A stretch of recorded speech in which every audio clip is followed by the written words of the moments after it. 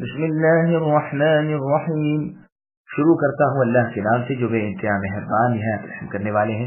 الف لام میم تلك آیات الكتاب الحکیم هدى ورحمة للمحسنین الذين يقيمون الصلاة ويؤتون الزكاة وهم بالآخرة هم يوقنون أولئك على هدى من ربهم وأولئك هم المفلحون. ومن الناس من يشتري لهو الحديث ليضل عن سبيل الله بغير علم ويتخذها هزوا أولئك لهم عذاب مهين. وإذا تتلى عليه آياتنا ولى مستكبرا كأن لم يسمعها كأن في أذنيه وقرا فبشره بعذاب أليم. الف لام میم. یہ حکمت والی کتاب کی آیتیں ہیں جو نیک کاروں کے لیے رہبر اور سراسر رحمت ہے.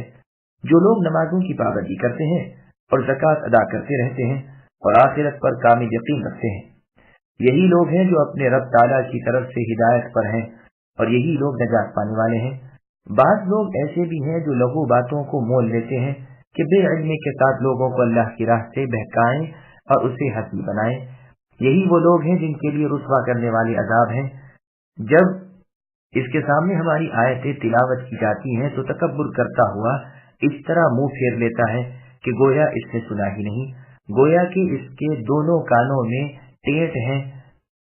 آپ اے نبی اسے دردناک عذاب کی خبر سنا دیجیے. سامعین اب ان آیتوں کی تفسیر سماعت کیجیے. قرآن مجید ہدایت، رحمت اور شفا ہے.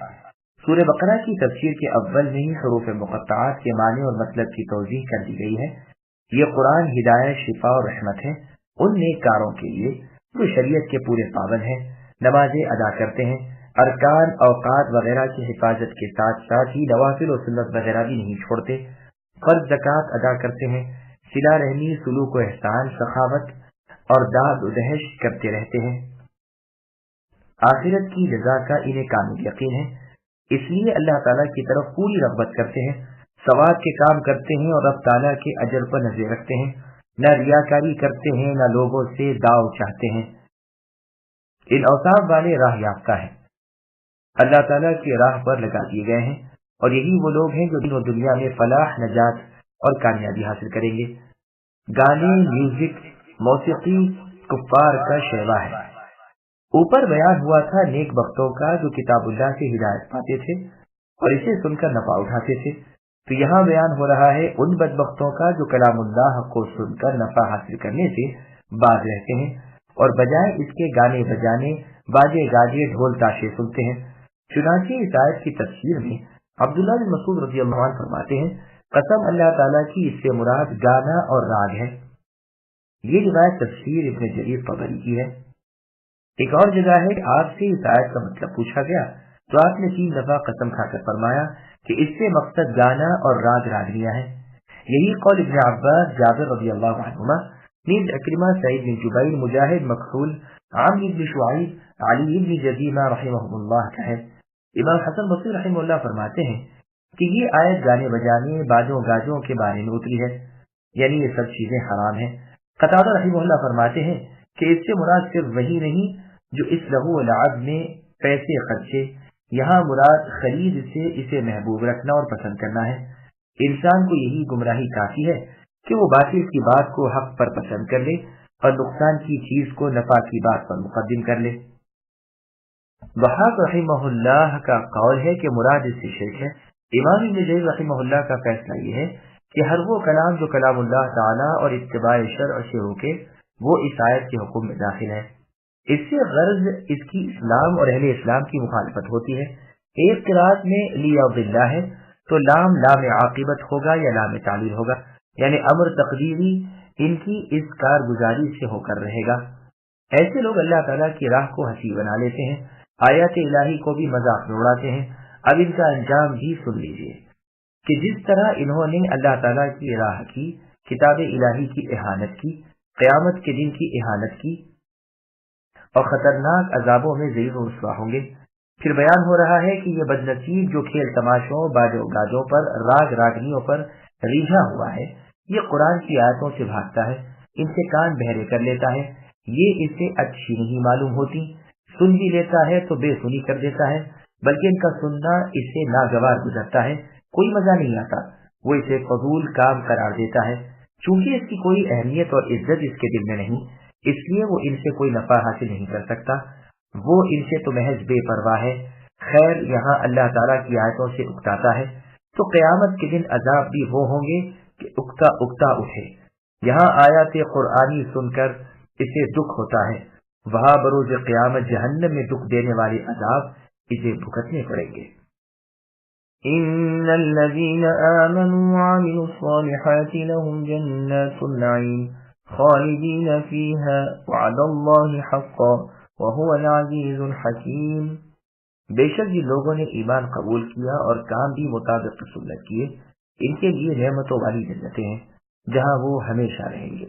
اللہ تعالیٰ کا سچا وعدہ ہے، وہ بہت بڑی عزت والے اور کامل حکمت والے ہیں۔ سامعین، روایتوں کی تفصیل سماعت کیجیے۔ محسن اور منعم حقیقی اللہ تعالیٰ کی ہے۔ ایک لوگوں کا انجام بیان ہو رہا ہے کہ جو اللہ تعالیٰ پر ایمان لائے، رسول صلی اللہ علیہ وسلم کو مانتے رہے، شریعت کی ماں کہتی ہے نیک کام کرتے رہے، ان کے لیے جنتیں ہیں جن میں طرح طرح کی نعمتیں، لذیذ غذائیں، بہترین پوشاکیں، عمدہ عمدہ سواریاں، پاکیزہ نورانی چہروں والی بیویاں ہیں۔ وہاں انہیں اور ان کی نعمتوں کو ہمیشہ ہے، کبھی زوال نہیں، نہ تو یہ مرے، نہ ان کی نعمتیں فنا ہو، نہ کم ہو، نہ خراب ہو۔ یہ حتماً اور یقیناً ہونے والا ہے، کیونکہ اللہ تعالیٰ فرما چکے ہیں، اور رب تعالیٰ کی باتیں بدلتی نہیں، اللہ کے وعدے ٹلتے نہیں۔ وہ اللہ تعالیٰ کریم ہے، منان یعنی احسان جتلانے والے ہیں، محسن ہے، منعم یعنی انعام سے نوازنے والے ہیں، جو چاہے کر سکتے ہیں، ہر چیز پر قادر ہیں، عزیز یعنی زبردست ہیں، سب کچھ اللہ کے ہاتھ میں ہے، اللہ حکمت والے ہیں، کوئی کام، کوئی بات، کوئی فیصلہ خالی از حکمت نہیں۔ اللہ نے قرآن کریم کو مومنوں کے لیے ہادی اور شافی بنایا ہے، ہاں بے ایمانوں کے کانوں میں بوجھ ہے اور آنکھوں میں اندھاپن ہے۔ اور سورہ بنی اسرائیل کی آیت نمبر 82 میں فرمایا وَنُنَزِّلُ مِنَ الْقُرْآنِ مَا هُوَ شِفَاءٌ وَرَحْمَةٌ لِّلْمُؤْمِنِينَ، یعنی جو قرآن ہم نے نازل فرمایا ہے وہ مؤمنوں کے لیے شفا اور رحمت ہے، اور ظالم تو نقصان میں ہی بڑھتے ہیں۔ خلق السماوات بغير عمد ترونها وألقى في الأرض رواسي أن تميد بكم وبث فيها من كل دابة وأنزلنا من السماء ماء فأنبتنا فيها من كل زوج كريم هذا خلق الله فاروني ماذا خلق الذين من دونه بل الظالمون في ضلال مبين۔ اللہ ہی نے آسمانوں کو بغیر ستونوں کے پیدا کیا ہے، تم انہیں دیکھ رہے ہو، اور اللہ نے زمین میں پہاڑوں کو ڈال دیا تاکہ وہ تمہیں جنبش نہ دے سکے، اور ہر طرح کے جاندار زمین میں پھیلا دیے، اور ہم نے آسمان سے پانی برسا کر زمین میں ہر قسم کے نفیس جوڑے اگا دیے۔ یہ ہے مخلوق الہی۔ اب تم مجھے اللہ کے سوا دوسرے کسی کی کوئی مخلوق تو دکھاؤ، کچھ نہیں، بلکہ یہ ظالم کھلی گمراہی میں ہے۔ سامعین، روایتوں کی تفصیل سماعت کیجیے۔ زمین و آسمان کے خالق صرف اللہ تعالیٰ ہیں۔ اللہ سبحانہ و تعالیٰ اپنی قدرت کاملہ کا بیان فرماتے ہیں کہ زمین و آسمان اور ساری مخلوق کے خالق صرف وہی ہیں۔ آسمان کو اللہ نے بے ستون اونچا رکھا ہے، واقع میں کوئی ستون ہے ہی نہیں۔ گو مجاہد رحمہ اللہ کا یہ قول بھی ہے کہ ستون ہمیں نظر نہیں آتے۔ اس مسئلے کا پورا فیصلہ میں سورہ رعد کی تفسیر میں لکھ چکا ہوں، اس لیے یہاں دہرانے کی کوئی ضرورت نہیں۔ زمین کو مضبوط کرنے کے لیے اور ہلنے جلنے سے بچانے کے لیے اللہ نے اس میں پہاڑوں کی میخیں گاڑ دی کہ وہ تمہیں زلزلے اور جنبش سے بچا لے۔ اس قدر قسم قسم کے بھانت بھانت کے جاندار اللہ خالق یقینی نے پیدا کیے کہ آج تک ان کا کوئی حسب نہیں کر سکا، یعنی ان کی گنتی وغیرہ کا گھیراؤ نہیں کر سکا سوائے اللہ کے۔ اپنا خالق اور خلاق ہونا اللہ تعالیٰ بیان فرما کر اب رازق اور رزاق ہونا بیان فرما رہے ہیں کہ آسمان سے بارش اتار کر زمین میں سے طرح طرح کی پیداوار اگا دی، دیکھنے میں خوش منظر، کھانے میں بے ضرر، نفع میں بہت بہتر۔ شامی رحمہ اللہ کا قول ہے کہ انسان بھی زمین کی پیداوار ہے، جنتی کریم ہے اور دوزخی لئیم ہے۔ اللہ تعالیٰ کی یہ ساری مخلوق تو تمہارے سامنے ہے، اب جنہیں تم اس کے سوا پوجتے ہو، ذرا بتاؤ تو ان کی مخلوق کہاں ہے؟ جب نہیں تو وہ خالق نہیں، اور جب خالق نہیں تو معبود نہیں۔ پھر ان کی عبادت نرا ظلم اور سخت ناانصافی نہیں تو اور کیا ہے؟ پھر واقع اللہ تعالیٰ کے ساتھ شرک کرنے والوں سے زیادہ اندھا بہرا، بے عقل، بے علم، بے سمجھ، بے وقوف اور کون ہوگا؟ وَلَقَدْ آتَيْنَا لُقْمَانَ الْحِكْمَةَ أَنِ اشْكُرْ لِلَّهِ وَمَنْ يَشْكُرْ فَإِنَّمَا يَشْكُرُ لِنَفْسِهِ وَمَنْ كَفَرَ فَإِنَّ اللَّهَ غَنِيٌّ حَمِيدٌ۔ اور ہم نے یقیناً لقمان کو حکمت دی تھی کہ آپ اے لقمان اللہ تعالیٰ کا شکر کیجئے، ہر شکر کرنے والا اپنے ہی نفع کے لیے شکر کرتا ہے، جو بھی ناشکری کرے وہ جان لے کہ اللہ تعالیٰ بے نیاز اور تعریفوں والے ہیں۔ سامعین، ابھی آیت کی تفصیل سماعت کیجیے۔ کیا لقمان نبی تھے؟ اس میں سلف کا اختلاف ہے کہ لقمان نبی تھے یا نہ تھے۔ اکثر فرماتے ہیں کہ آپ نبی نہ تھے، پرہیزگار ولی اور اللہ تعالیٰ کے پیارے بزرگ بندے تھے۔ ابن جریر طبری میں ہے کہ ابن عباس رضی اللہ عنہما سے مروی ہے کہ لقمان علیہ السلام حبشی غلام تھے اور بڑے تھے۔ جابر رضی اللہ عنہ سے جب سوال ہوا تو آپ نے فرمایا لقمان پستہ قد، اونچی ناک والے، موٹے ہونٹ والے نوبی تھے۔ سعید بن المسیب رحمہ اللہ فرماتے ہیں کہ لقمان مصر کے رہنے والے حبشی تھے، حکمت آپ کو عطا ہوئی تھی لیکن نبوت نہیں ملی تھی۔ سعید بن المسیب رحمہ اللہ نے ایک مرتبہ ایک سیاہ رنگ غلام حبشی سے فرمایا اپنی رنگت کی وجہ سے اپنے آپ کو حقیر نہ سمجھو، 3 شخص جو تمام لوگوں سے اچھے تھے، تینوں سیاہ رنگ یعنی کالے رنگ کے تھے۔ بلال رضی اللہ عنہ جو رسول صلی اللہ علیہ وسلم کے غلام اور آپ کے صحابی تھے، مہجع رضی اللہ عنہ جو فاروق اعظم عمر رضی اللہ عنہ کے غلام تھے، اور لقمان حکیم جو حبشہ کے نوبہ تھے۔ خالد بن ربیع رحمہ اللہ کا قول ہے کہ لقمان جو حبشی غلام بڑے تھے، ان سے ایک روز ان کے مالک نے کہا کہ بکری ذبح کرو اور اس کے 2 بہترین اور نفیس ٹکڑے گوشت کے میرے پاس لاؤ۔ وہ دل اور زبان لے گئے۔ کچھ دنوں بعد پھر ان کے آقا نے یہی حکم دیا اور کہا کہ آج اس کے سارے گوشت میں سے جو بدترین اور خبیث ٹکڑے ہوں وہ لا دو۔ آپ آج بھی یہی 2 چیزیں لے گئے، یعنی دل اور زبان۔ مالک نے پوچھا اس کی کیا وجہ؟ کہ بہترین ٹکڑے تجھ سے مانگے تو تو یہی 2 لایا، اور بدترین ٹکڑے مانگے تو تو نے یہی لا دیے، یہ کیا بات ہے؟ لقمان نے فرمایا جب یہ اچھے رہیں تو ان سے بہتر جسم کا کوئی عضو نہیں، اور جب یہ برے بن جائیں تو پھر سب سے بدتر بھی یہی ہیں۔ مجاہد رحمہ اللہ کا قول ہے کہ لقمان نبی نہ تھے، نیک بندے تھے، سیاہ فام غلام تھے، موٹے ہونٹوں والے اور بھرے قدموں والے۔ اور بزرگ سے یہ بھی مروی ہے کہ بنی اسرائیل میں قاضی تھے۔ ایک اور قول ہے کہ داؤد علیہ السلام کے زمانے میں آپ تھے۔ ایک مرتبہ آپ کسی مجلس میں واعظ فرما رہے تھے تو ایک چرواہے نے آپ کو دیکھ کر کہا کیا تو وہی نہیں ہے جو میرے ساتھ فلاں فلاں جگہ بکریاں چرایا کرتا تھا؟ آپ نے فرمایا ہاں میں وہی ہوں۔ اس نے کہا پھر تجھے یہ مرتبہ کیسے حاصل ہوا؟ فرمایا سچ بولنے اور بیکار کلام نہ کرنے سے۔ اور روایت میں ہے کہ آپ نے اپنی بلندی کی وجہ یہ بیان کی کہ اللہ تعالیٰ کا فضل اور امانت کی ادائیگی اور کلام کی سچائی اور بے نفع کاموں کا چھوڑ دینا۔ الغرض ایسے ہی آثار صاف ہیں کہ آپ نبی نہ تھے، لیکن ان میں بھی آپ کا غلام ہونا بیان کیا گیا ہے، جو ثبوت ہے اس امر کا کہ آپ نبی نہ تھے، کیونکہ غلامی نبوت کے خلاف ہے۔ انبیاء علیہ السلام عالی نسب اور عالی خاندان ہوا کرتے ہیں، اسی لیے جمہور سلف کا قول ہے کہ لقمان نبی نہ تھے۔ ہاں اکرمہ رحمہ اللہ سے مروی ہے، آپ فرماتے ہیں کہ لقمان نبی تھے، لیکن یہ بھی جبکہ سند اس کی ثابت ہو جائے، لیکن اس کی سند میں جابر بن یزید جعفی ہیں جو ضعیف ہیں، واللہ اعلم۔ کہتے ہیں کہ لقمان حکیم سے ایک شخص نے کہا کیا تو بنی حسحاس کا غلام نہیں؟ آپ نے فرمایا ہاں ہوں۔ اس نے کہا کیا تو بکریوں کا چرواہ نہیں؟ آپ نے فرمایا ہاں ہوں۔ کہا کیا تو سیاہ رنگ نہیں؟ آپ نے فرمایا ظاہر ہے میں سیاہ رنگ ہوں۔ تم یہ بتلاؤ کہ تم کیا پوچھنا چاہتے ہو؟ اس نے کہا یہی کہ پھر کیا وجہ ہے کہ تیری مجلس پر رہتی ہے، لوگ تیرے دروازے پر آتے رہتے ہیں اور تیری باتیں شوق سے سنتے ہیں۔ لقمان نے فرمایا سنو بھائی، جو باتیں میں تمہیں کہتا ہوں ان پر عمل کر لو، تم بھی مجھ جیسے ہو جاؤ گے۔ آنکھیں حرام چیزوں سے بند کر لو، زبان بےہودہ باتوں سے روک لو، مال حلال کھایا کرو، اپنی شرمگاہ کی حفاظت کرو، زبان سے سچ بات بولا کرو، وعدے کو پورا کیا کرو، مہمان کی عزت کرو، پڑوسی کا خیال رکھو، بے فائدہ کاموں کو چھوڑ دو۔ انہی عادتوں کی وجہ سے میں نے بزرگی پائی ہے۔ ابو الدرداء رضی اللہ عنہ فرماتے ہیں لقمان حکیم کسی بڑے گھرانے کے امیر اور بہت زیادہ کنبے والے نہ تھے. ہاں ان میں بہت سی بھلی عادتیں تھیں. وہ خوش اخلاق، خاموش مزاج، غور و فکر کرنے والے، گہری نظر والے، دن کو نہ سونے والے تھے.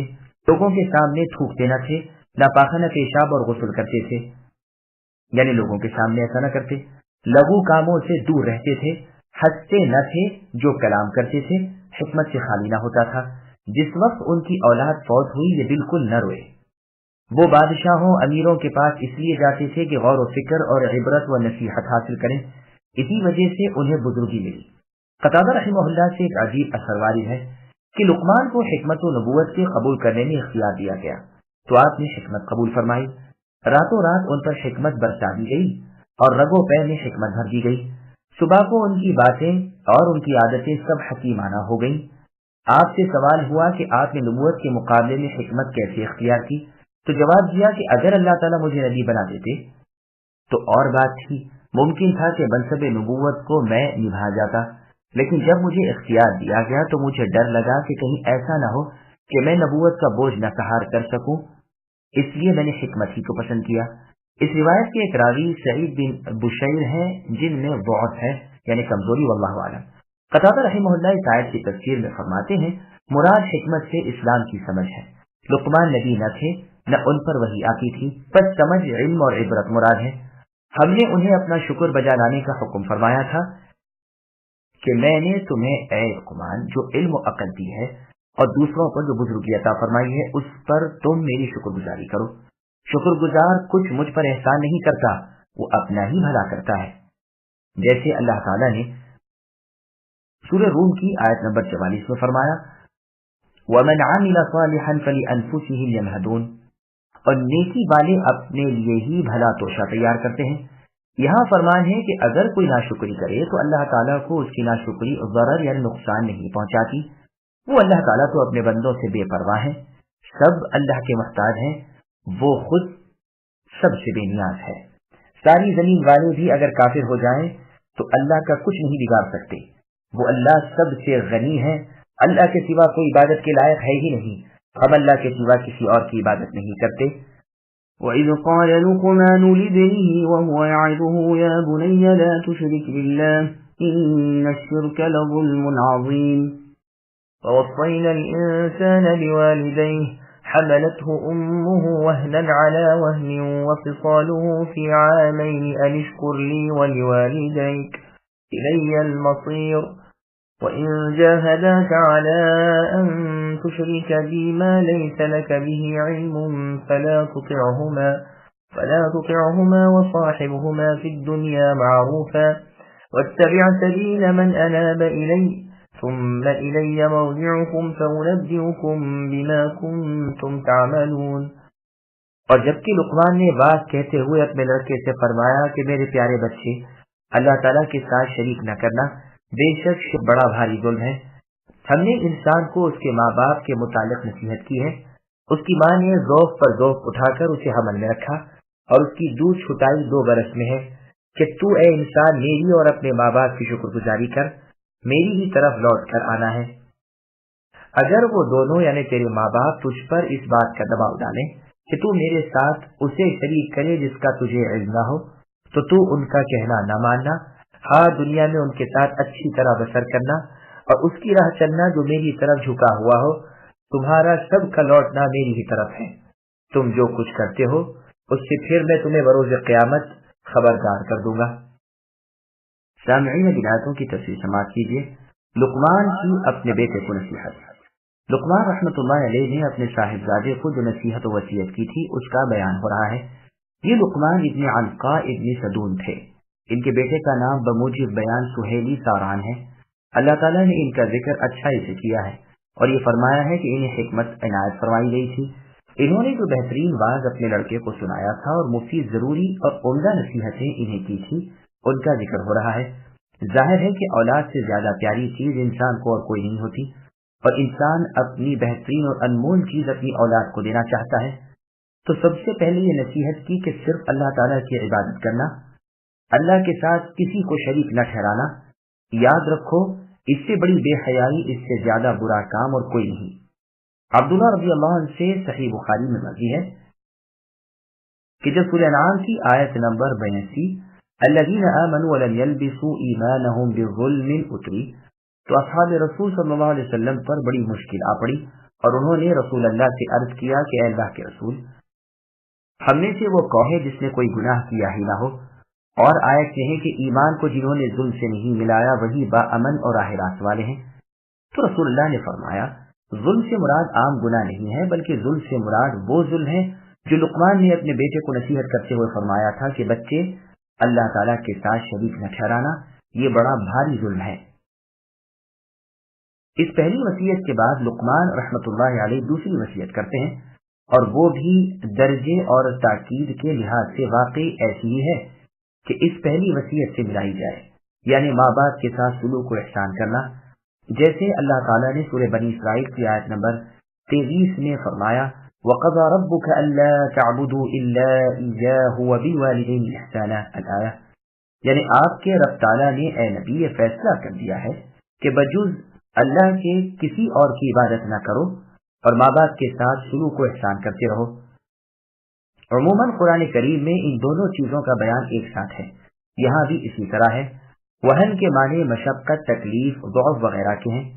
ایک تکلیف تو حمل کی ہوتی ہے جسے ماں برداشت کرتی ہے، حالت حمل کے دکھ درد کی حالت سب کو معلوم ہے، پھر 2 سال تک اسے دودھ پلاتی رہتی ہے اور اس کی پرورش میں لگی رہتی ہے۔ چنانچہ سورہ بقرہ کی آیت نمبر 233 میں اللہ نے فرمایا والوالدات يرضعن اولادهن حولين كاملين لمن اراد ان يتم الرضاعة الآیہ، یعنی جو لوگ اپنی اولاد کو پورا دودھ پلانا چاہیں ان کے لیے آخری انتہائی میعاد یہ ہے کہ 2 سال کامل تک ان بچوں کو ان کی مائیں اپنا دودھ پلاتی رہیں۔ چونکہ سورہ احقاف کی آیت نمبر 15 میں اللہ تعالیٰ نے فرمایا وحمله وفصاله 30 شهرا، یعنی مدت حمل اور دودھ چھٹائی کل 30 ماہ ہے۔ اس لیے ابن عباس رضی اللہ عنہما اور دوسرے بڑے بڑے اماموں نے استدلال کیا ہے کہ حمل کی کم سے کم مدت 6 مہینے ہے۔ ماں کی اس تکلیف کو اولاد کے سامنے اس لیے ظاہر کیا جاتا ہے کہ اولاد اپنی ماں کی ان مہربانیوں کو یاد کر کے شکر گزاری، اطاعت اور احسان کرے۔ اور سورہ بنی اسرائیل کی آیت نمبر 24 میں اللہ نے فرمایا وَقُلْ رَبِّ ارْحَمْهُمَا كَمَا رَبَّيَانِي صَغِيرًا، اور ہم سے دعا کرو اور کہو کہ میرے سچے پروردگار میرے ماں باپ پر اس طرح رحم و کرم فرمائیے جس طرح میرے بچپن میں وہ مجھ پر رحم و کرم کیا کرتے تھے۔ یہاں فرمایا تاکہ تو اے انسان میرا اور اپنے ماں باپ کا احسان مند ہو۔ سن لے آخری لوٹنا تو میری ہی طرف ہے، اگر میری اس بات کو مان لیا تو بھرپور جزا دوں گا۔ ابن ابی حاتم میں ہے کہ جب معاذ رضی اللہ عنہ کو رسول اللہ نے امیر بنا کر بھیجا، آپ نے وہاں پہنچ کر سب سے پہلے کھڑے ہو کر خطبہ پڑھا جس میں اللہ تعالیٰ کی حمد و ثنا کے بعد فرمایا میں تمہاری طرف رسول اللہ صلی اللہ علیہ وسلم کا بھیجا ہوا آیا ہوں، یہ پیغام لے کر کہ تم ایک اللہ تعالیٰ کی عبادت کرو، اللہ کے ساتھ کسی کو شریک نہ کرو، میری باتیں مانتے رہو، میں تمہاری خیر خواہی میں کوئی کوتاہی نہ کروں گا، سب کو لوٹ کر اللہ تعالیٰ کی طرف جانا ہے، پھر یا تو جنت مکان بنے گی یا جہنم ٹھکانہ ہوگا، پھر وہاں سے نہ اخراج ہوگا نہ موت آئے گی۔ پھر آگے اللہ نے فرمایا اگر تمہارے ماں باپ تمہیں اسلام کے سوا اور دین قبول کرنے کو کہیں گو وہ تمام تر طاقت خرچ کر ڈالیں، خبردار تم ان کی مان کر ہرگز میرے ساتھ شریک نہ کرنا، لیکن اس سے یہ بھی مطلب نہیں کہ تم ان کے ساتھ سلوک و احسان کرنا بھی چھوڑ دو، نہیں، دنیاوی حقوق جو تمہارے ذمے ان کے ہیں ادا کرتے رہو، ایسی باتیں ان کی نہ مانو بلکہ ان کی تابعداری کرو جو میری طرف رجوع ہو چکے ہیں۔ سن لو تم سب لوٹ کر ایک دن میرے سامنے آنے والے ہو، اس دن میں تمہیں تمہارے تمام تر اعمال کی خبر دوں گا۔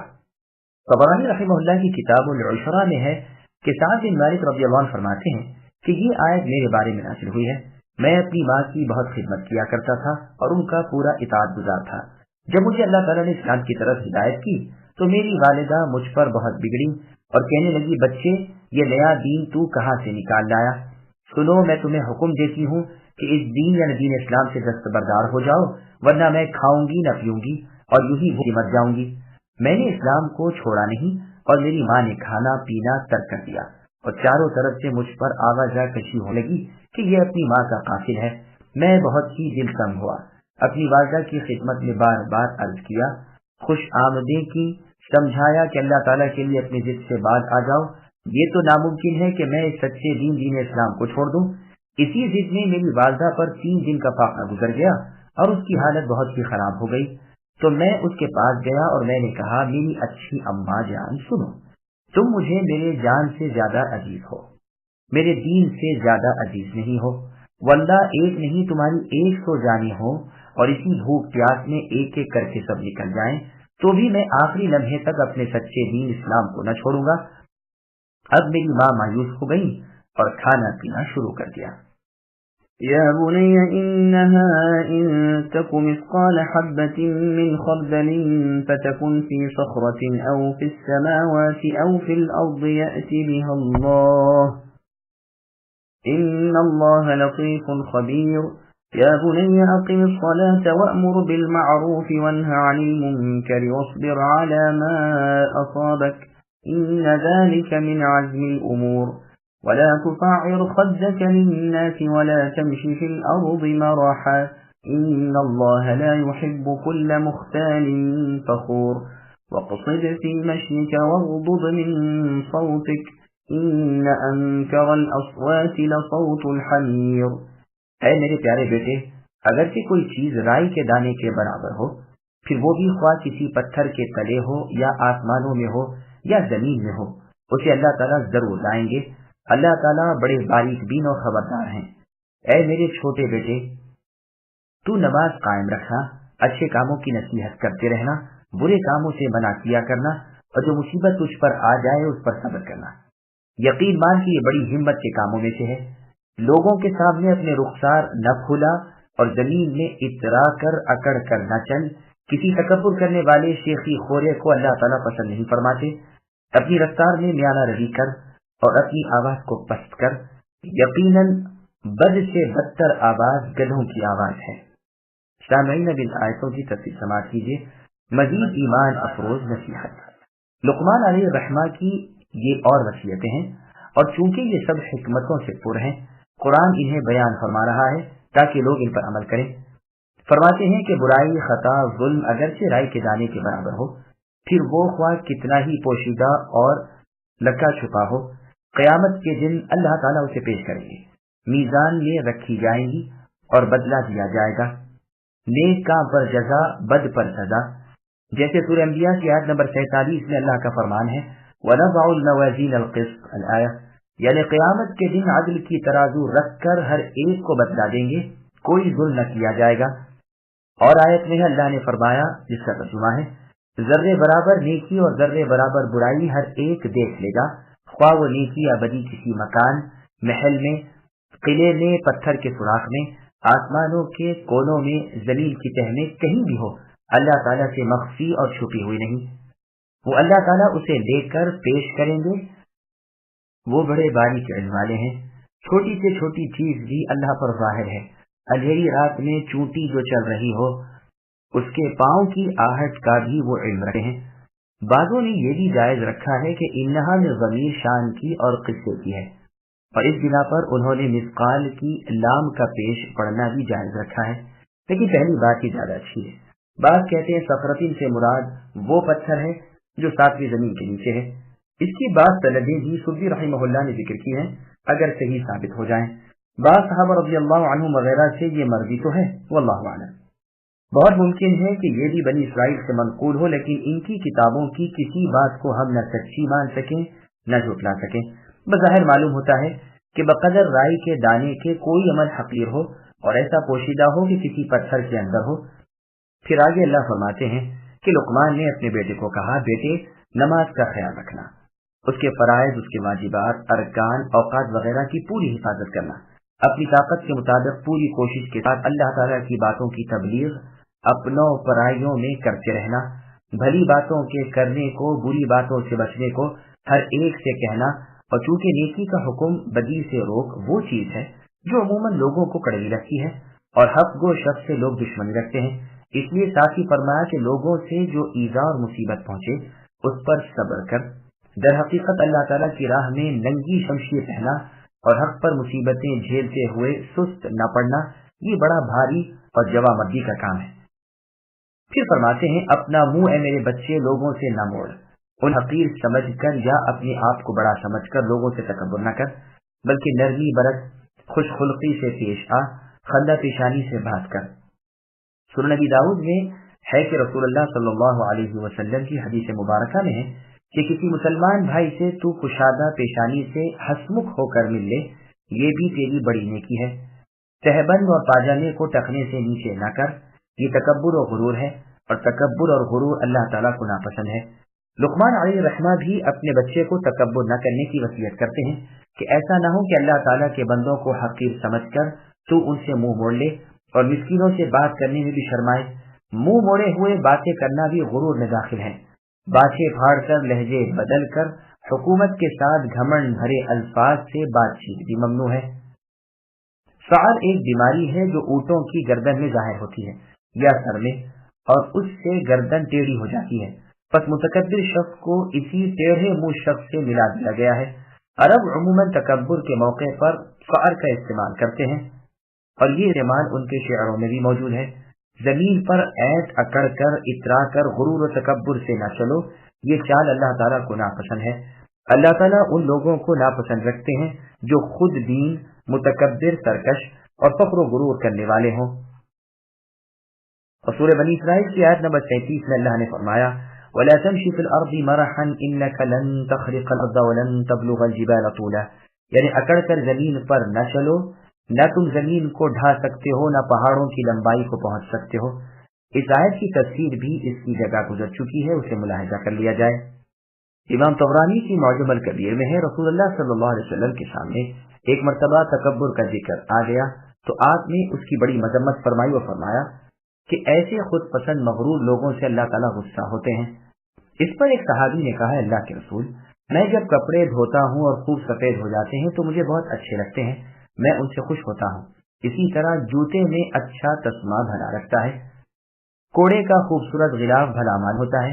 رسول اللہ نے فرمایا یہ تکبر نہیں ہے، تکبر اس کا نام ہے کہ تو حق کو حقیر سمجھے اور لوگوں کو ذلیل خیال کرے۔ یہ روایت اور طریق سے بہت لمبی مروی ہے، اور اس میں ثابت رضی اللہ عنہ کے انتقال اور ان کی وصیت کا ذکر بھی ہے۔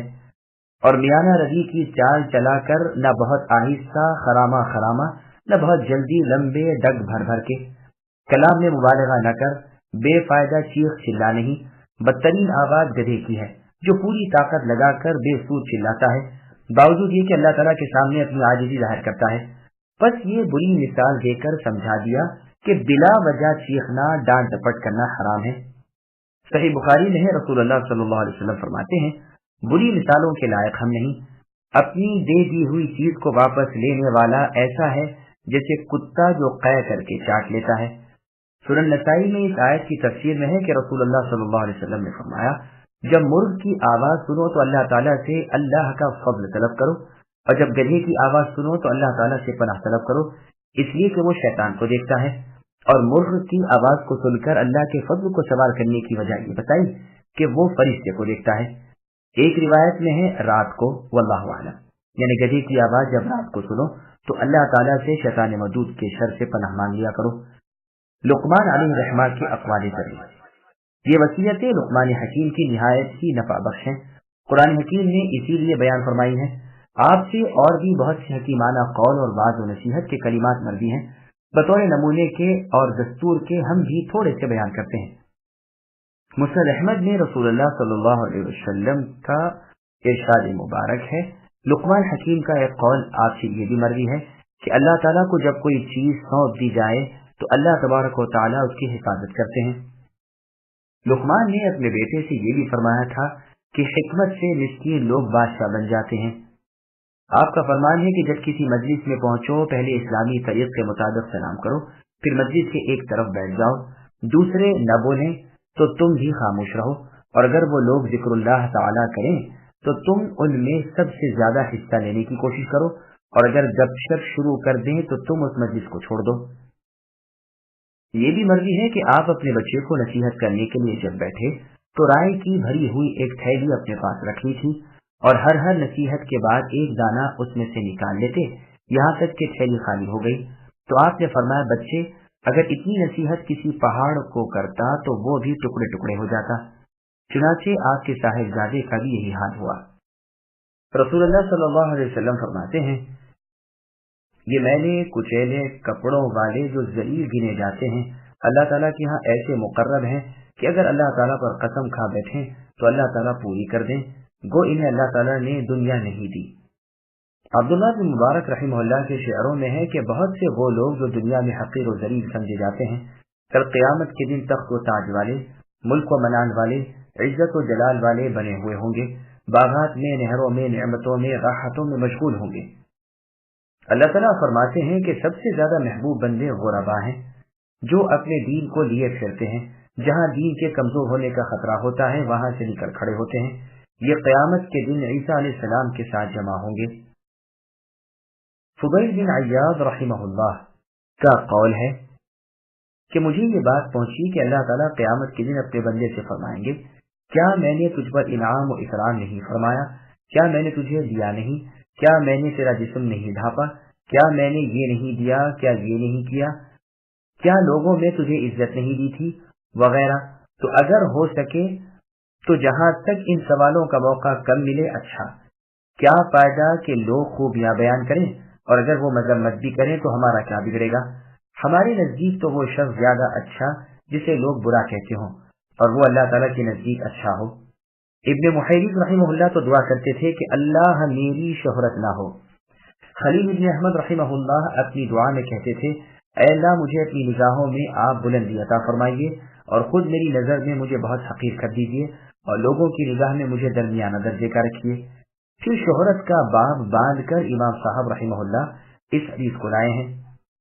इंसान की यही बुराई काफी है कि लोग उसकी दीनदारी या दुनियादारी की शोहरत देने लगे और उसकी तरफ उंगलियां उठने लगे, इशारे होने लगे। बस इसी में आकर बहुत से लोग हलाक हो जाते हैं, मगर जिन्हें अल्लाह ताला बचा ले। सुनो, अल्लाह ताला तुम्हारी सूरतों को नहीं देखते बल्कि वो दिलों को और अमलों को देखते हैं। हसन रहमहुल्लाह से भी यही रिवायत मुरसलन मरवी है। जब आपने रिवायत बयान की तो किसी ने कहा, आपकी तरफ भी तो उंगलियां उठती हैं। हसन रहमहुल्लाह ने फरमाया, तुम समझे नहीं, मुराद उंगलियां उठने से दीनी बिदअत या दुनियावी फिस्क व फुजूर है। अली रज़ी अल्लाह अन्हु का फरमान है कि शोहरत हासिल करना न चाहो, अपने आप को ऊंचा न करो कि लोगों में तज़किरे होने लगे। इल्म हासिल करो लेकिन छुपाओ, चुप रहो ताकि सलामत रहो, नेकों को खुश रखो, बदकारों से नफरत रखो। इब्राहिम इब्न उधम रहमहुल्लाह फरमाते हैं, शोहरत का चाहने वाला अल्लाह ताला का वली नहीं होता। अय्यूब रहमहुल्लाह का फरमान है कि जिसे अल्लाह ताला दोस्त बना लेते हैं वो तो लोगों से अपना दर्जा छुपाता फिरता है। मुहम्मद इब्न अला रहमहुल्लाह फरमाते हैं कि अल्लाह ताला के दोस्त लोग अपने आप को जाहिर नहीं किया करते। सिमाक इब्न सलमा रहमहुल्लाह का कौल है, आम लोगों के मेल जोल से और अहबाब की ज्यादती से परहेज करो। अबान इब्न उस्मान रहमहुल्लाह फरमाते हैं कि अगर अपने दीन को सालिम रखना चाहते हो तो लोगों से कम जान पहचान रखो। अबुल आलिया रहमहुल्लाह का कायदा था, जब देखते कि उनकी मजलिस में 30 से ज्यादा लोग जमा हो गए तो उन्हें छोड़कर खुद चल देते। तलहा रज़ी अल्लाह ने जब अपने साथ भीड़ देखी तो फरमाने लगे, तमा की मक्खियां और आग के परवाने। हंज़ला रज़ी अल्लाह को लोग घेरे खड़े थे तो उमर रज़ी अल्लाह ने कोड़ा ताना और फरमाया, इसमें इत्तिबा करने वाले की जिल्लत और जिसकी इत्तिबा की जा रही है उसके लिए फितने का बाइस है।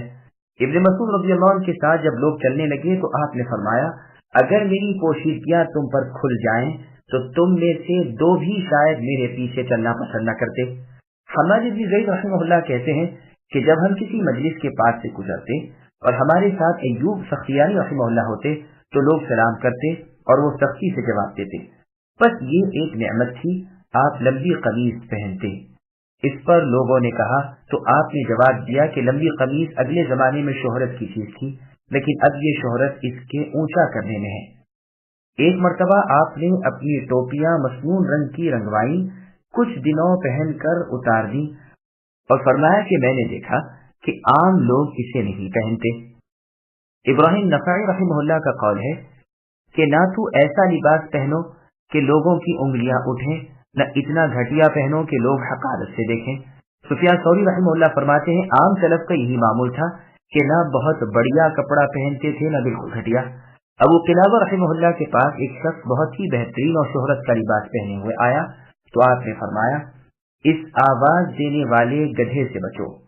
हसन बसरी रहमहुल्लाह फरमाते हैं कि बाज लोगों ने दिलों में तो तकब्बुर भर रखा है और जाहिरी लिबास में तवाज़ु कर रखी है, गोया चादर एक भारी हथौड़ा है।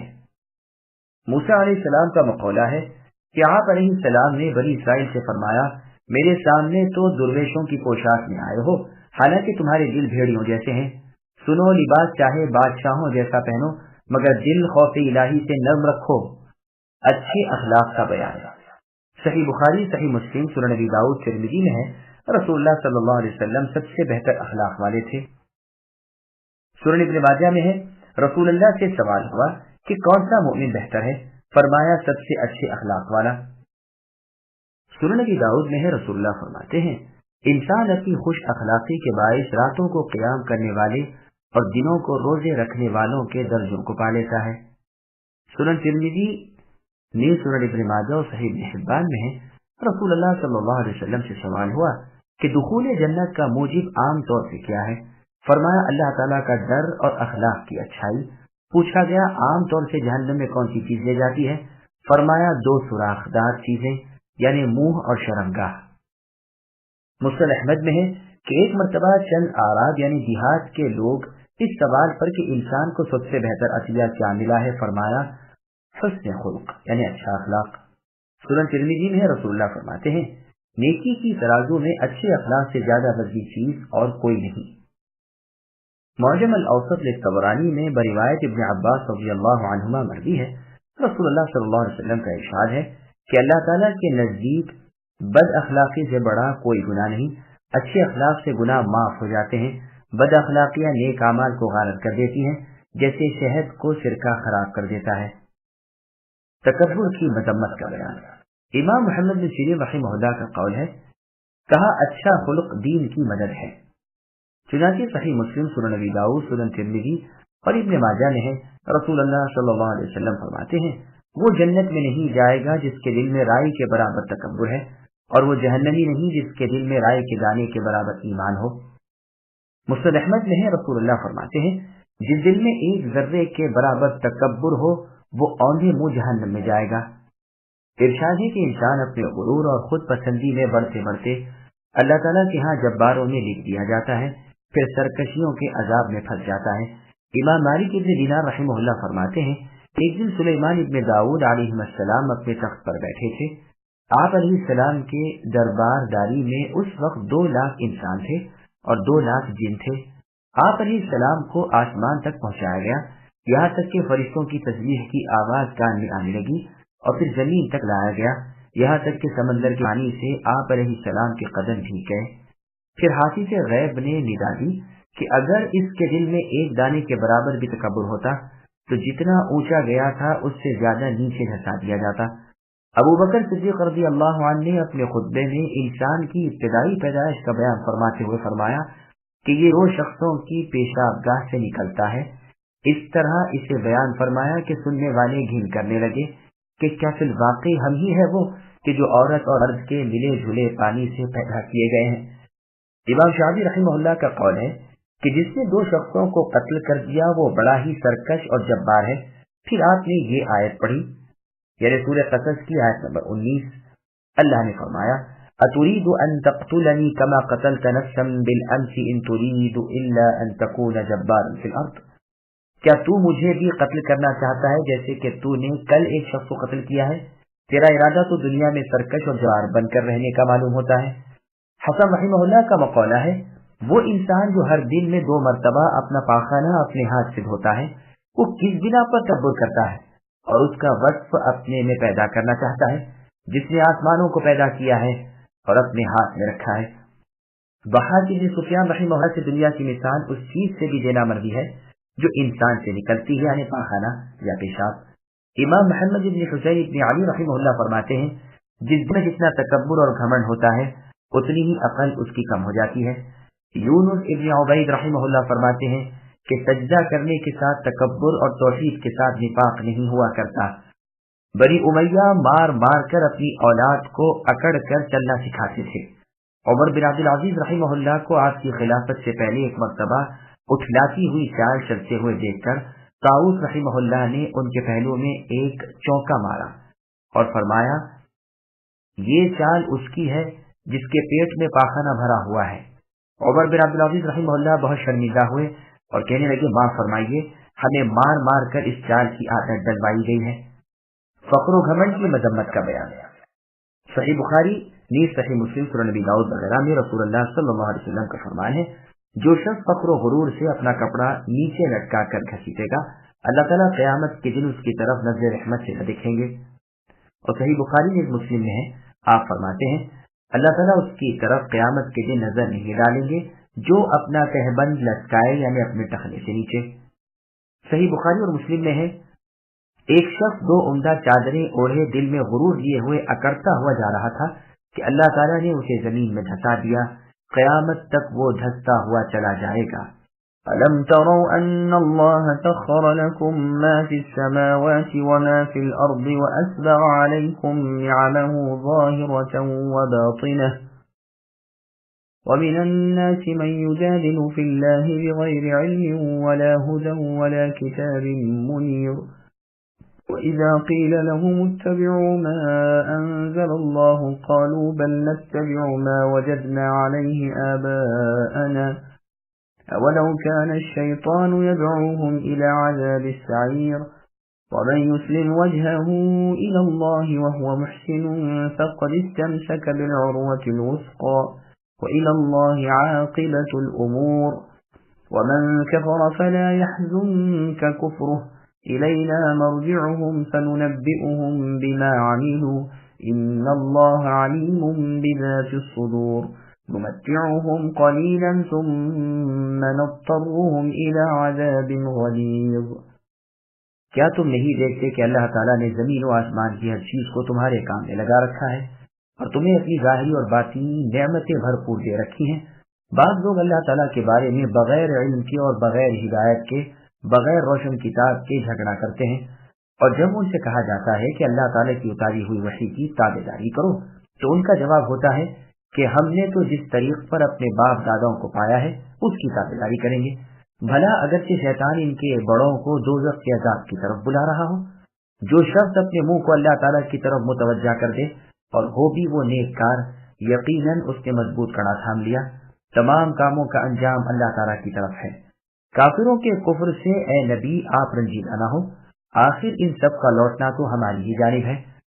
اس وقت ان کے کیے تک سے اللہ تعالیٰ انہیں خبردار کریں گے، وہ اللہ تو دلوں کے بھیدوں تک سے واقف ہے۔ ہم انہیں گو کچھ یوں ہی سا فائدہ دے دیں، لیکن بالآخر انہیں نہایت بے چارگی کی حالت میں سخت عذابوں کی طرف ہکا لے جائیں گے۔ سامعین اب آیتوں کی تفصیل سماعت کیجیے۔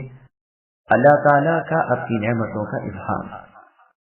اللہ تبارک و تعالیٰ اپنی نعمتوں کا اظہار فرما رہے ہیں کہ دیکھو آسمان کے ستارے تمہارے لیے کام میں مشغول ہیں، چمک چمک کر تمہیں روشنی پہنچا رہے ہیں، بادل، بارش، اولے، خشکی سب تمہارے نفع کی چیزیں ہیں، خود آسمان تمہارے لیے محفوظ اور مضبوط چھت ہے، زمین کی نہریں، چشمے، دریا، سمندر، درخت، کھیتی، پھل پھول، یہ سب نعمتیں بھی اللہ ہی نے دے رکھی ہیں۔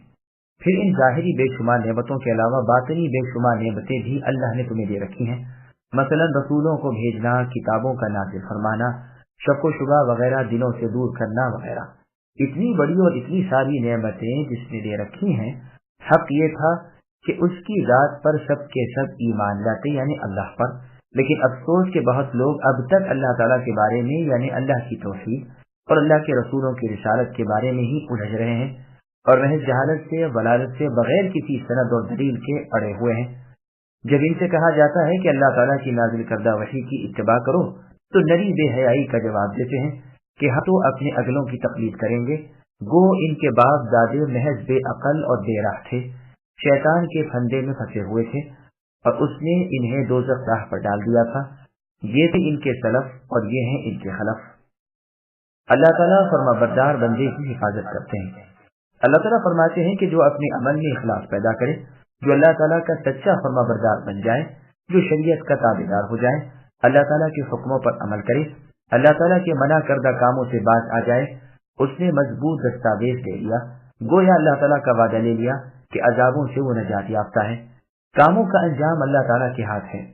اے پیارے پیغمبر صلی اللہ علیہ وسلم، کافروں کے کفر سے آپ غمگین نہ ہو، اللہ تعالیٰ کی تقدیر یوں ہی جاری ہو چکی ہے، سب کا لوٹنا اللہ تعالیٰ کی طرف ہے۔ اس وقت اعمال کے بدلے ملیں گے۔ اللہ تعالیٰ پر تو کوئی بات پوشیدہ نہیں، دنیا میں مزے کر لیں، پھر تو ان عذابوں کو بے بسی سے سہنا پڑے گا جو بہت سخت اور نہایت گھبراہٹ والے ہیں. جیسے اللہ تعالیٰ نے سورہ نحل کی آیت نمبر 116 میں فرمایا ان الذین یفترون علی اللہ الکذب لا یفلحون، یعنی اللہ تعالیٰ پر جھوٹ افترا کرنے والے فلاح سے محروم رہ جاتے ہیں. فائدہ دنیا کا تو خیر الگ چیز ہے، لیکن ہمارے ہاں آ چکنے کے بعد تو اپنے کفر کی سخت سزا بھگتنی پڑے گی. وَلَئِن سَأَلْتَهُم مَّنْ خَلَقَ السَّمَاوَاتِ وَالْأَرْضَ لَيَقُولُنَّ اللَّهُ قُلِ الْحَمْدُ لِلَّهِ بل أكثرهم لا يعلمون لله ما في السماوات والأرض إن الله هو الغني الحميد. اور اگر آپ اے نبی ان کفار و مشرکین سے دریافت کریں کہ آسمان و زمین کے پیدا کرنے والے کون ہیں تو یہ ضرور یہی جواب دیں گے کہ اللہ تعالیٰ. تو آپ کہہ دیجئے کہ سب تعریفوں کے لائق اللہ تعالیٰ ہی ہے، لیکن ان میں سے اکثر بے علم ہیں. آسمانوں میں اور زمین میں جو کچھ ہے وہ سب اللہ تعالیٰ ہی کا ہے. یقیناً اللہ تعالیٰ بہت بڑے غنی، بے نیاز اور لائق حمد و ثنا ہے. سامعین ولایتوں کی تفصیل سماعت کیجیے. جب خالق اللہ تعالیٰ ہے تو معبود برحق کیوں نہیں؟ اللہ تعالیٰ بیان فرماتے ہیں کہ یہ مشرک اس بات کو مانتے ہوئے کہ سب کے خالق اکیلے ایک اللہ تعالیٰ ہی ہیں، پھر بھی دوسروں کی عبادت کرتے ہیں، حالانکہ ان کی نسبت خود جانتے ہیں کہ یہ اللہ تعالیٰ کے پیدا کیے ہوئے اور اللہ کے ماتحت ہیں. ان سے اگر پوچھا جائے کہ خالق کون ہے تو ان کا جواب بالکل سچا ہوتا ہے کہ اللہ تعالیٰ. تو اے نبی آپ کہہ دیجئے کہ اللہ تعالیٰ کا شکر ہے، اتنا تو تمہیں اقرار ہے. بات یہ ہے کہ اکثر مشرک بے علم ہوتے ہیں. زمین و آسمان کی ہر چھوٹی بڑی چھپی کھلی چیز اللہ تعالیٰ کی پیدا کردہ اور اللہ ہی کی ملکیت ہے. اللہ تعالیٰ سب سے بے نیاز ہے اور سب اللہ کے محتاج ہیں.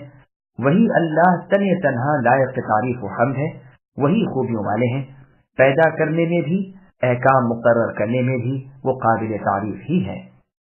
وَلَوْ أَنَّ مَا فِي الْأَرْضِ مِن شَجَرَةٍ أَقْلَامٌ وَالْبَحْرُ يَمُدُّهُ مِن بَعْدِهِ سَبْعَةُ أَبْحُرٍ مَا نَفِدَتْ كَلِمَاتُ اللَّهِ إِنَّ اللَّهَ عَزِيزٌ حَكِيمٌ. مَا خَلْقُكُمْ وَلَا بَعْثُكُمْ إِلَّا كَنَفْسٍ وَاحِدَةٍ إِنَّ اللَّهَ سَمِيعٌ بَصِيرٌ. اور اگر روئے زمین کے تمام درختوں کی قلمیں ہو جائیں اور تمام سمندروں کی سیاہی ہو اور ان کے بعد 7 سمندر اور ہوں، تاہم اللہ تعالیٰ کے کلمات ختم نہیں ہو سکتے. بے شک اللہ تعالیٰ غالب اور باحکمت ہے. تم سب کی پیدائش اور مرنے کے بعد جلانا ایسا ہی ہے جیسے ایک جی کا. بے شک اللہ تعالیٰ سننے والے دیکھنے والے ہیں. سامعین ولایتوں کی تفصیل سماعت کیجیے. قلم و قرطاس اللہ تعالیٰ کی تعریف سے عاجز ہیں. اللہ رب العالمین اپنی عزت، کبریائی، بڑائی، بزرگی، جلالت اور شان بیان فرما رہے ہیں. اپنی پاک صفتیں، اپنے بلند ترین نام اور اپنے بے شمار کلمات کا ذکر فرما رہے ہیں جنہیں نہ کوئی گن سکے نہ شمار کر سکے، نہ ان پر کسی کا احاطہ اور گھیراؤ ہو، نہ ان کی حقیقت کو کوئی پا سکے. سید البشر خاتم النبیین صلی اللہ علیہ وسلم فرمایا کرتے تھے، جیسا کہ صحیح مسلم میں یہ حدیث ہے، آپ فرمائے لا احصی ثناء علیک کما اثنیت علی نفسک، کہ اے اللہ میں آپ کی نعمتوں کا اتنا شمار بھی نہیں کر سکتا جتنی ثنا آپ نے اپنی آپ بیان فرمائی ہے.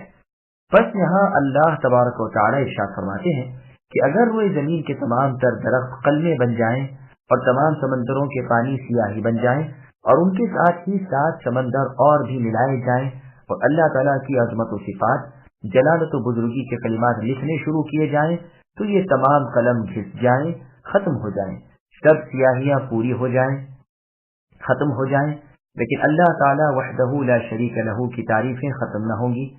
یہ نہ سمجھا جائے کہ 7 سے زیادہ سمندر ہوں تو پھر اللہ تعالیٰ کے پورے کلمات لکھنے کے لیے کافی ہو جائیں. نہیں، یہ گنتی تو زیادتی دکھانے کے لیے ہے. اور یہ بھی نہ سمجھا جائے کہ 7 سمندر موجود ہیں اور وہ عالم کو گھیرے ہوئے. البتہ بنی اسرائیل کی ان 7 سمندروں کی بابت ایسی روایتیں ہیں، لیکن نہ تو انہیں سچ کہا جا سکتا ہے اور نہ جھٹلایا جا سکتا ہے.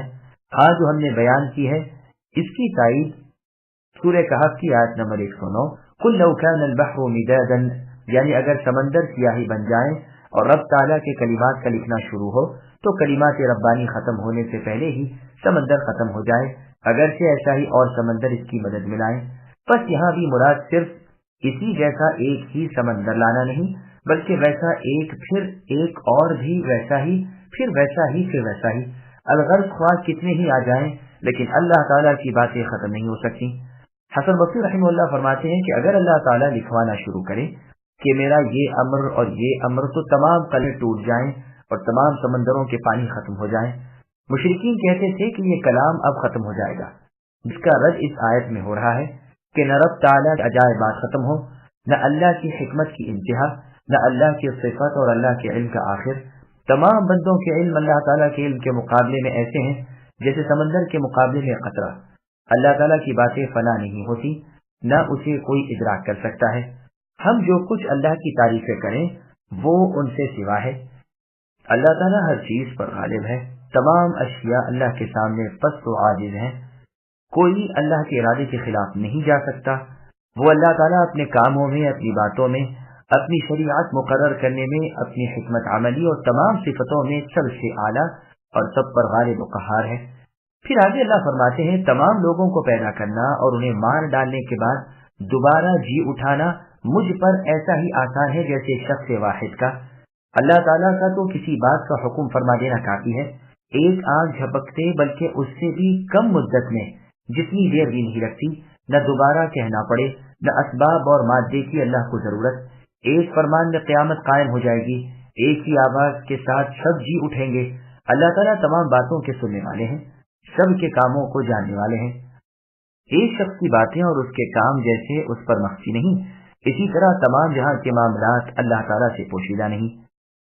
أَلَمْ تَرَ أَنَّ اللَّهَ يُولِجُ اللَّيْلَ فِي النَّهَارِ وَيُولِجُ النَّهَارَ فِي اللَّيْلِ وَسَخَّرَ الشَّمْسَ وَالْقَمَرَ كُلٌّ يَجْرِي إِلَى أَجَلٍ مُّسَمًّى وَأَنَّ اللَّهَ بِمَا تَعْمَلُونَ خَبِيرٌ ذَلِكَ بِأَنَّ اللَّهَ هُوَ الْحَقُّ وَأَنَّ مَا يَدْعُونَ مِن دُونِهِ الْبَاطِلُ وَأَنَّ اللَّهَ هُوَ الْعَلِيُّ الْكَبِيرُ۔ اے نبی، کیا آپ نے نہیں دیکھا کہ اللہ تعالیٰ رات کو دن میں اور دن کو رات میں کھپا دیتے ہیں؟ سورج چاند کو اللہ ہی نے فرما بردار کر رکھا ہے کہ ہر ایک مقررہ وقت تک چلتا رہے۔ اللہ تعالیٰ ہر چیز سے جو تم کرتے ہو خبردار ہے۔ یہ سب انتظامات اس وجہ سے ہیں کہ اللہ تعالیٰ حق ہے اور اللہ کے سوا جن جن کو لوگ پکارتے ہیں سب باطل ہیں، اور یقیناً اللہ تعالیٰ بہت بلندیوں والے، بڑی شان والے ہیں۔ سامعین، بنایتوں کی تفصیل سماعت کیجیے۔ دن رات اور موسمی تغیرات اور تبدیلیاں اللہ تعالیٰ کی قدرت کاملہ کی عظیم نشانی ہے۔ رات کو کچھ گھٹا کر دن کو کچھ بڑھانے والے اور دن کو کچھ گھٹا کر رات کو کچھ بڑھانے والے اللہ تعالیٰ ہی ہیں۔ جاڑوں کے دن چھوٹے اور راتیں بڑی، گرمیوں کے دن بڑے اور راتیں چھوٹی، اللہ ہی کی قدرت کا ظہور ہے۔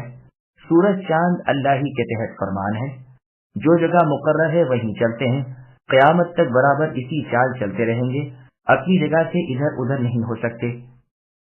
صحیحین میں ہے، رسول اللہ صلی اللہ علیہ وسلم نے ابو ذر رضی اللہ عنہ سے دریافت فرمایا کہ جانتے ہو کہ یہ سورج کہاں جاتا ہے یعنی ڈوب جانے کے بعد؟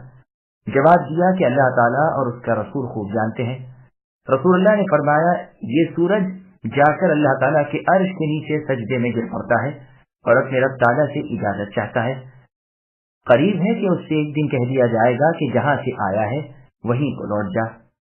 ابن عباس رضی اللہ عنہما کا قول ہے کہ سورج بمنزلہ ساقیہ کے ہے، دن کو اپنے دوران میں جاری رہتا ہے، غروب ہو کر رات کو پھر زمین کے نیچے گردش میں رہتا ہے یہاں تک کہ اپنی مشرق سے ہی طلوع ہو۔ اسی طرح چاند بھی اللہ تعالیٰ تمہارے اعمال سے خبردار ہے۔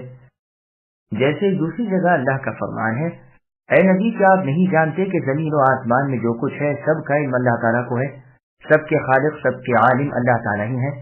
جیسے ایک اور جگہ اللہ کا ارشاد ہے، اللہ تعالیٰ نے 7 آسمان پیدا کیے اور انہی کے مثال زمینیں بنائی، یعنی جملہ 7 زمینیں ہیں۔ یہ نشانیاں پروردگار عالم اس لیے ظاہر فرماتے ہیں کہ تم ان سے اللہ تعالیٰ کے حق وجود پر ایمان لاؤ اور اللہ کے سوا سب کو باطل مانو۔ اللہ تعالیٰ سب سے بے نیاز اور بے پرواہ ہے، سب کے سب اللہ کے محتاج اور اللہ کے در کے فقیر ہیں، سب اللہ کی مخلوق اور اللہ کے غلام ہیں۔ کسی کو ایک ذرے کے حرکت میں لانے کی قدرت نہیں، وہ ساری مخلوق مل کر ارادہ کر لے کہ ایک مکھی پیدا کریں، سب عاجز آ جائیں گے اور ہرگز اتنی قدرت بھی نہیں پائیں گے۔ اللہ تعالیٰ سب سے بلند ہے جس پر کوئی چیز نہیں، وہ سب سے بڑے ہیں جس کے سامنے کسی کو کوئی بڑائی نہیں، ہر چیز اللہ کے سامنے حقیر اور پست ہے۔ ألم تر أن الفلك تجري في البحر بنعمة الله ليريكم من آياته إن في ذلك لآيات لكل صبار شكور وإذا غشيهم موج كالظلل دعوا الله مخلصين له الدين فلما نجاهم إلى البر فمنهم مقتصد وما يجحد بآياتنا إلا كل ختار كفور۔ اے نبی، کیا اس پر آپ غور نہیں کرتے کہ دریا میں کشتیاں اللہ تعالیٰ کے فضل سے چل رہی ہیں، اس لیے کہ وہ تمہیں اپنی نشانیاں دکھا دے؟ یقیناً اس میں ہر ایک صبر و شکر کرنے والے کے لیے بہت سی نشانیاں ہیں، اور جب ان پر موجیں سائبانوں کی طرح چھا جاتی ہیں تو وہ نہایت خود کے ساتھ اعتقاد کر کے اللہ تعالیٰ ہی کو پکارتے ہیں۔ پھر جب باری تعالیٰ انہیں نجات دے کر خشکی کی طرف پہنچاتے ہیں تو کچھ ان میں سے اعتدال پر رہتے ہیں، ہماری آیتوں کا انکار صرف وہی کرتے ہیں جو بدعہد اور ناشکرے ہوں۔ سامعین، آیتوں کی تفصیل سماعت کیجیے۔ تلاطم خیز سمندر اور کشتیاں۔ اللہ تعالیٰ کے حکم سے سمندروں میں جہاز رانی ہو رہی ہے۔ اگر وہ پانی میں کشتی کو تھامنے کی اور کشتی میں پانی کو کاٹنے کی قوت نہ رکھتے تو پانی میں کشتیاں کیسے چلتی؟ اللہ تعالیٰ تمہیں اپنی قدرت کی نشانیاں دکھا رہے ہیں۔ مصیبت میں، صبر و راحت میں شکر کرنے والے ان سے بہت کچھ عبرتیں حاصل کر سکتے ہیں۔ جب ان کفار کو سمندروں میں موجیں گھیر لیتی ہیں اور ان کی کشتی ڈگمگانے لگتی ہے اور موجیں پہاڑوں کی طرح ادھر سے ادھر اور ادھر سے ادھر کشتیوں کے ساتھ اٹکھیلیاں کرنے لگتی ہیں تو اپنا شرک کفر سب بھول جاتے ہیں اور گریہ وزاری سے ایک رب یعنی اللہ تعالیٰ کو پکارنے لگتے ہیں، جیسے اللہ تعالیٰ نے سورہ بنی اسرائیل کی آیت نمبر 66 میں فرمایا، وَإِذَا مَسَّكُمُ الضُّرُّ فِي الْبَحْرِ، یعنی دریا میں جب تمہیں ضرر نقصان پہنچتا ہے تو بجز اللہ تعالیٰ کے سب کو کھو بیٹھتے ہو۔ اور سورہ عنکبوت کی آیت نمبر 65 میں فرمایا، فَإِذَا رَكِبُوا فِي الْفُلْكِ الآیہ، یعنی ان کفار کی اس وقت کی لجاجت پر اگر ہمیں رحم آ گیا ہو اور انہیں سمندر سے پار کر دیا تو سوا چند کے سب کافر ہو جاتے ہیں۔ مجاہد رحمہ اللہ نے یہی تفسیر کی ہے، جیسے سورہ عنکبوت کی آیت نمبر 65، اذا هم یشرکون، لفظی معنی یہ ہیں کہ ان میں سے بعض متوسط درجے کے ہوتے ہیں۔ ابن زید رحمہ اللہ یہی کہتے ہیں، جیسے اللہ تعالیٰ نے سورہ فاتر کی آیت نمبر 32 میں فرمایا، فَمِنْهُمْ ظَالِمٌ لِنَفْسِهِ الآیہ، ان میں کے بعض ظالم ہیں، بعض میان رو ہیں، اور یہ بھی ہو سکتا ہے کہ دونوں ہی مراد ہوں، تو مطلب یہ ہوگا کہ جس نے ایسی حالت دیکھی ہو، جو اس مصیبت سے نکلا ہو، اسے تو چاہیے کہ نیکیوں میں پوری طرح کوشش کرے، لیکن تاہم یہ بیچ میں ہی رہ جاتے ہیں اور کچھ تو پھر کفر پر چلے جاتے ہیں۔ خطار کہتے ہیں غدار کو جو عہد شکن ہو، خطر کے معنی پوری عہد شکنی کے ہیں۔ کفور کہتے ہیں منکر کو جو نعمتوں سے ہٹ جائے، منکر ہو جائے۔ حالت تو یہ ہو جاتی ہے کہ شکر تو دور کی بات ہے، بھول کر بھی نہیں کرتے، بلکہ اللہ کو یاد تک نہیں کرتے۔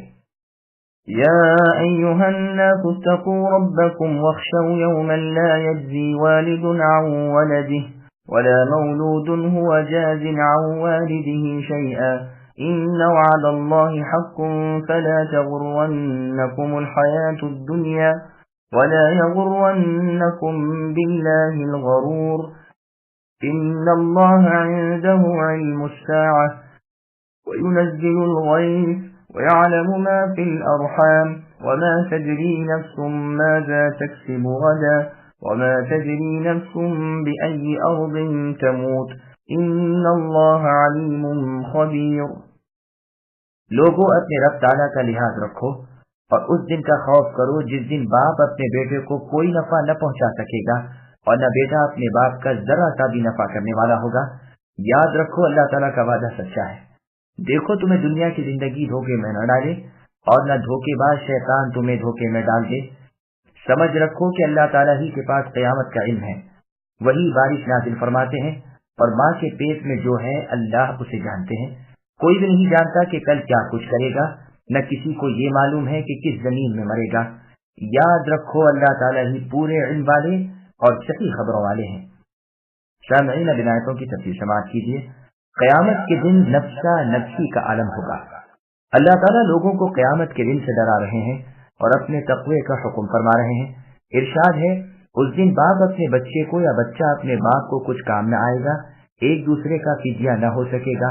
تم دنیا پر اعتماد نہ کر لو، دار آخرت کو فراموش نہ کر جاؤ، شیطان کے فریب میں نہ آ جاؤ، وہ تو صرف پردے کی آڑ میں شکار کھیلنا جانتا ہے۔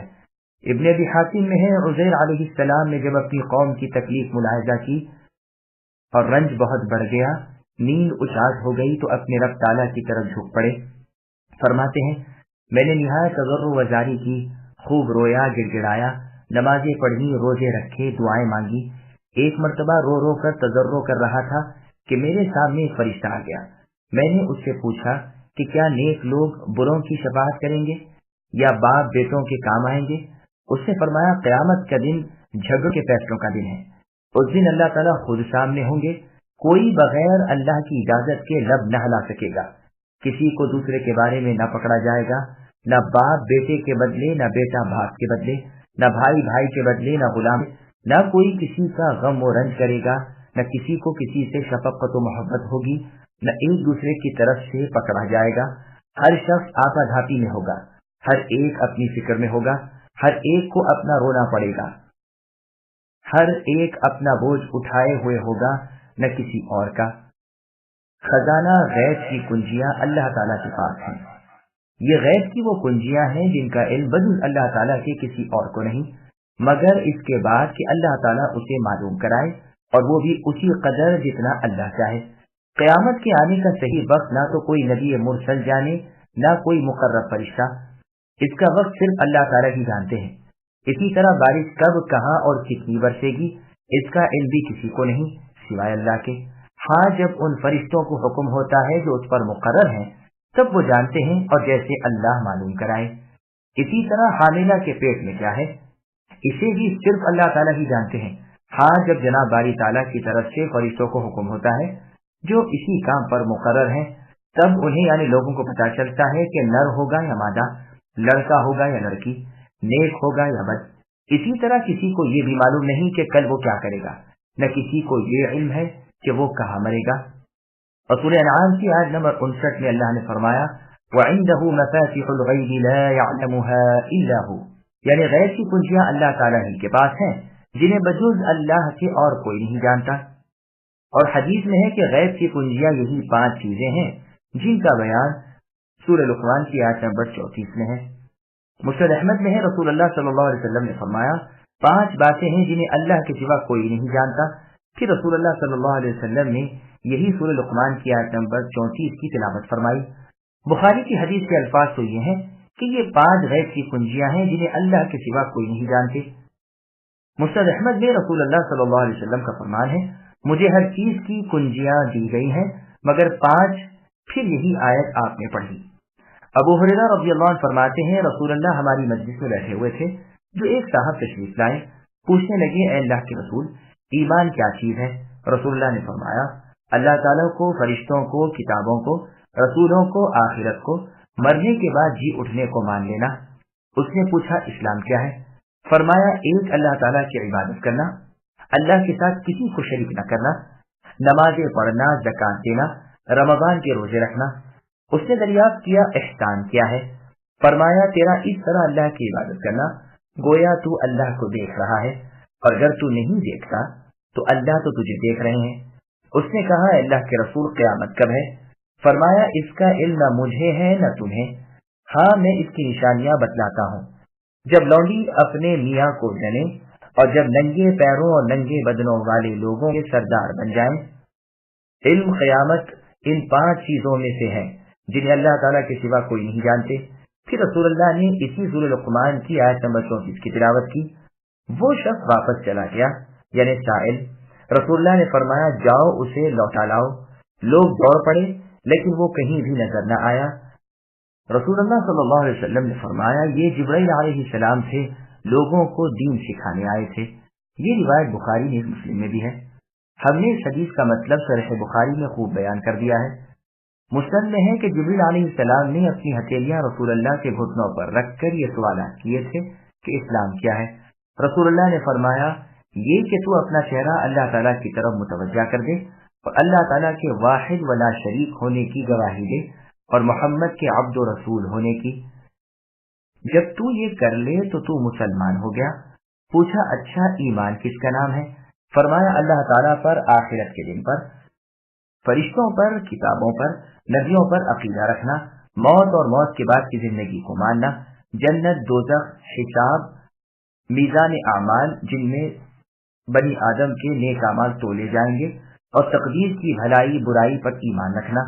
پوچھا جب میں ایسا کر لوں تو کیا میں مؤمن ہو جاؤں گا؟ رسول اللہ نے فرمایا ہاں۔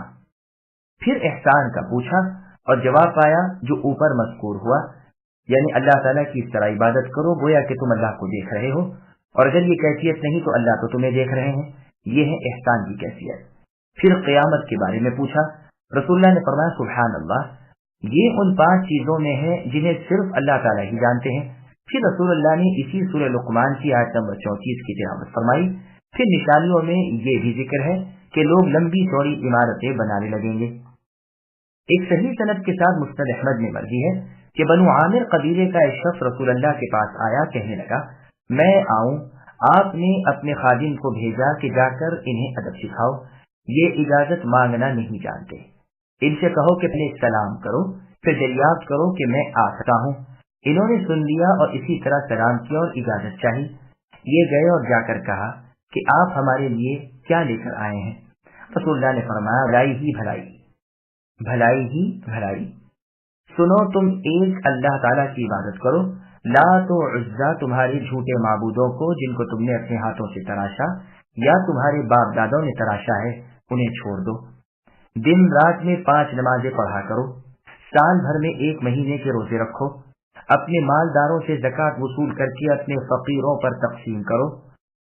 انہوں نے دریافت کیا اللہ کے رسول، کیا علم میں سے کچھ ایسا بھی باقی ہے جسے آپ نہ جانتے ہو؟ رسول اللہ نے فرمایا ہاں، ایسا علم بھی ہے جسے بجز اللہ تعالیٰ کے کوئی نہیں جانتے۔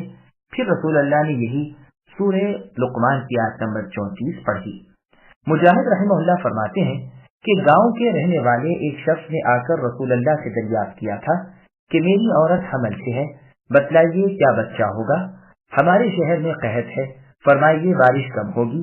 یہ تو میں جانتا ہوں کہ میں کب پیدا ہوا، اب یہ آپ معلوم کرا دیجئے کہ کب مروں گا۔ اس کے جواب میں یہ آیت اتری کہ مجھے ان چیزوں کا مطلق علم نہیں۔ مجاہد رحمہ اللہ فرماتے ہیں یہی غیب کی کنجیاں ہیں جن کی نسبت فرمان باری تعالیٰ ہے کہ غیب کی کنجیاں اللہ تعالیٰ ہی کے پاس ہیں۔ چنانچہ تفسیر میں جدید خبری میں ہے کہ ام المؤمنین عائشہ صدیقہ رضی اللہ عنہ فرماتی ہیں جو تم سے کہے کہ رسول اللہ صلی اللہ علیہ وسلم کل کی بات جانتے تھے تو سمجھ لینا کہ وہ بڑا جھوٹا ہے۔ اللہ تعالیٰ فرماتے ہیں کہ کوئی نہیں جانتا کہ کل کیا کرے گا۔ قتادہ رحمہ اللہ کا قول ہے کہ بہت سی چیزیں ہیں جن کا علم اللہ تعالیٰ نے کسی کو نہیں کرایا، نہ نبی محمد صلی اللہ علیہ وسلم کو نہ فرشتے کو۔ اللہ تعالیٰ ہی کے پاس قیامت کا علم ہے، کوئی نہیں جانتا کہ کس سال، کس مہینے، کس دن یا کس رات میں وہ آئے گی۔ اسی طرح بارش کا علم بھی اللہ کے سوا کسی کو نہیں کہ کب آئے، اور کوئی نہیں جانتا کہ حاملہ کے پیٹ کا بچہ نر ہوگا یا مادہ، سرخ ہوگا یا سیاہ، اور کوئی نہیں جانتا کہ کل وہ نیکی کرے گا یا بدی، مرے گا یا جیے گا۔ بہت ممکن ہے کل موت یا آفت آ جائے، نہ کسی کو یہ خبر ہے کہ کس زمین میں وہ دبایا جائے گا یا سمندر میں بہایا جائے گا یا جنگل میں مرے گا یا نرم یا سخت زمین میں جائے گا۔ سنن ترمذی نیز مسند احمد میں حدیث مبارک میں ہے جب کسی کی موت دوسری زمین میں ہوتی ہے تو اس کا وہیں کا کوئی کام نکل آتا ہے اور وہی موت آ جاتی ہے۔ اور سنن ماجہ کی روایت میں ہے کہ یہ فرما کر رسول اللہ صلی اللہ علیہ وسلم نے یہی سورہ لقمان کی آیت نمبر 34 پڑھی۔ عاصی ہمدانی کے شعر ہیں جن میں اس مضمون کو نہایت خوبصورتی سے ادا کیا ہے۔ ایک روایت میں ہے کہ قیامت کے دن زمین اللہ تعالیٰ سے کہے گی کہ یہ ہے اے اللہ آپ کی امانتیں جو آپ نے مجھے سونپ رکھی تھیں۔ طبرانی وغیرہ میں بھی حدیث ہے۔